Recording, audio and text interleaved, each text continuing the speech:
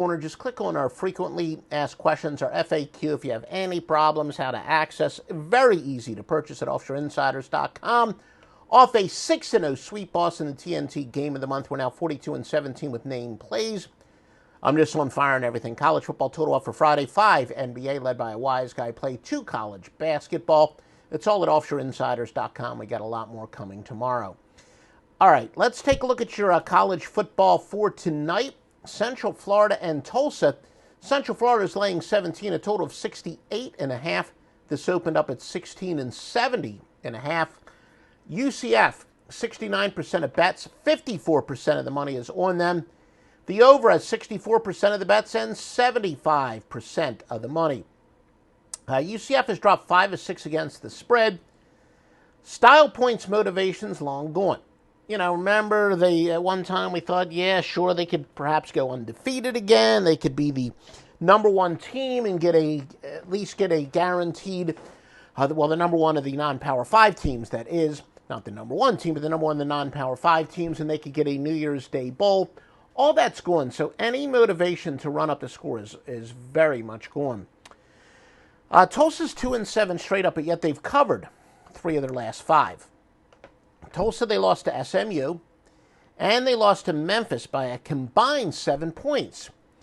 But, you know, they've played some good opponents this year. They've lost to Michigan State, Oklahoma State, and Cincinnati. So, as I like to say, they've definitely played a baptism by fire schedule. You know, UCF, they've got a good offensive line and 4 running backs, but that means, you know, if they get a fourth quarter lead, they can protect it, run some time off of the clock.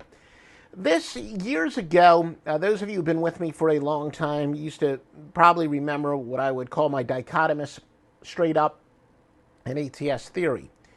And what this means is if a team is winning but not covering, or conversely, if they're losing but they are covering, you just ride the ATS streak, because that's how to isolate overvalued and undervalued teams. And you almost really have a battle of 2 of those. UCF, they're winning for the most part, but they're not covering. Tulsa, they're not winning, but they are covering. Like I said, 2-7 straight up, but they're 3-2 their last 5. Tulsa has played their best against the best this year. I'm going to go with Tulsa plus the 17. Washington against Oregon State. Washington's laying 10.5 on the road. 65.5 is the total. Opened up at 9.5 and 65. 57% of the bets are on the road favorite, and that's fairly low for road favorites because the public likes a better road favorite. And I now have an even 50-50 split on the money, on the money when it comes to the total. 50% on the over, 50% on the under. 67. No, I'm sorry. Let me correct myself. 50% of the money, it is split on the side. 50% of the money is on Washington, 50% is on Oregon State, and again, 57% of the money on Washington. Now let's get to the total. We've got 57% of the bets are on the over, 86% of the money. Now let's go to our sharp report and see if that's justified. Fade home underdogs off of the win, in which they had 550 or more total yards in their previous game, is 87 and 57 for 60%. That says to go with Washington. And, you know, you're talking about, again, that does make sense. We're using the odds makers' knowledge against them. The odds makers are telling you, for Oregon State to have a chance in this game, they've got to have a great offensive effort. And when that happens, when a team has to have a spectacular offensive effort just to cover, the bar is set pretty high, and they usually don't. Now, Washington, their top 2 tacklers are in the secondary. That's not good when you're playing a quality team, but what it does mean is that a team like Oregon State, you know, they're less likely to beat you with the big play, and you're not going to have some fluke touchdowns. Home teams with 2 or fewer turnovers in game 8 or higher are a go against at 58 and 47.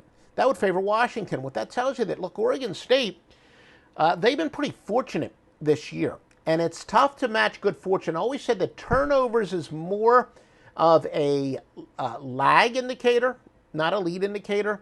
So when you have a big discrepancy in the 2 teams' as far as turnovers are concerned, for the most part in every sport, go with the worst turnover team because that's tough to maintain that advantage.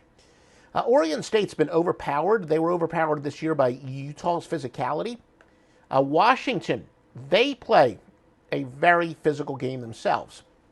Only one wide receiver has gotten over 100 yards receiving to Washington this year. And really for Oregon State to have a chance, Isaiah Hodges has to have a big game. But Washington hasn't given up a lot of big games to wide receivers this year.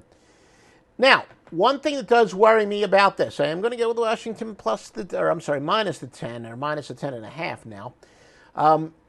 OSU, we always say you cannot manufacture emotion. Well, OSU needs 2 wins in their Final Four to become bowl eligible. Oregon State, they're not, they don't go bowling all that often. So this is going to be a pretty raucous home crowd on a national TV weeknight game. I can definitely see Oregon State with a bigger than usual home advantage. But then again, Oregon State, they're no longer sneaking up on teams. They're not quite, they haven't quite gone from the 100 to the 100, but they're not going to sneak up on anybody anymore. So all in all, do like Washington at minus the 10. Remember, Joe Duffy's picks, we do have a college football total for tonight. We got a bunch of NBA college basketball, including a wise guy playing the NBA. OffshoreInsiders.com. All right, some college basketball. Baylor and Washington. Baylor is laying 5.5. Look, Baylor is a game under the belt. Washington making their debut. I did look up the old adage. A lot of times you'll hear people tell you that it's good if a team has one game under their belt. They're better than the team that doesn't have any games. The old adage, a team improves the most from game 1 to game 2.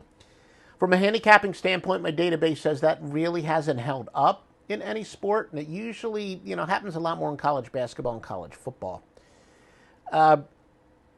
Huskies, they lost 4 seniors, plus Jalen Noel left early. Those 5 players accounted for 80% of their offense. Baylor with 9 players with 26 or more games experience.